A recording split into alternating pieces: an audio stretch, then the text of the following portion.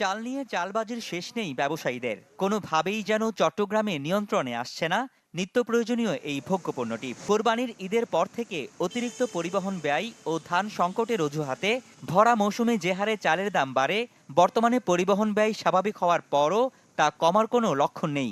বরং ৩ সপ্তাহের ব্যবধানে বস্তা প্রতি আরও ১০০ টাকা দাম বাড়ে মোটা, স্বর্ণা, পারিজা ও পাইজাম সিদ্ধ। একইভাবে বাড়ে জিরাশাইল, মিনিকেট আতপের।